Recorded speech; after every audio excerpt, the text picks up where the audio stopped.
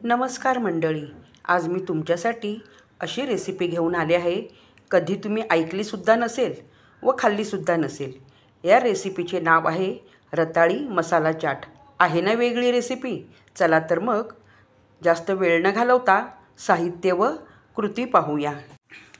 रताळी चाट मसाला. साहित्य: 5 उकडलेले रताळे, 5 हिरव्या मिरच्या, 2 छोटे कांदे बारीक चिरून, कोथिंबीर बारीक चिरून, गरजेनुसार तेल तळण्यासाठी, चटपटीत लाल चटणीचे साहित्य: 10-12 कमी तिखटाची लाल मिरची, 1 तास कोमट पाण्यात भिजवून ठेवलेली, 3 टेबलस्पून तेल, 1 टेबलस्पून जिरे, 1 टेबलस्पून हिरवी बडीशेप, 1 टेबलस्पून मेथीचे दाणे, 2 हिरवी वेलची, 1 मोठा कांदा बारीक चिरून, 1 पूर्ण कांडी लसूण पाकळ्या सोलून, अर्धा इंच आले किसून, 1 टीस्पून गूळ व मीठ चवीप्रमाणे.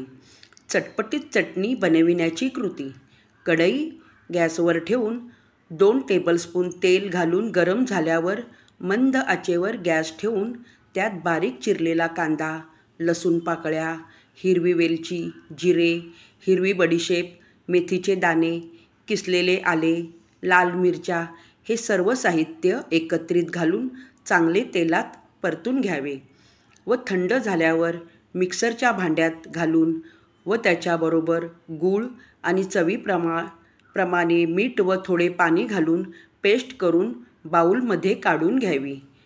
रताळी कृती: रताळी स्वच्छ धुवून कुकरमध्ये 1 शिट्टी करून घ्यावी. कुकर थंड झाल्यावर रताळी काढून गार झाल्यावर गॅसवर सर्व बाजूंनी भाजून घ्यावी. रताळी भाजून झाल्यावर गार करून त्याचे साल काढून गोल चकत्या करून घ्या किंवा मोठ्या फोडी करून घ्या. नंतर कढईत तळण्यासाठी तेल घालून गरम झाल्यावर त्यात रताळ्याची फोडी घालून तळून घ्यावे व बाजूला ठेवून द्यावे.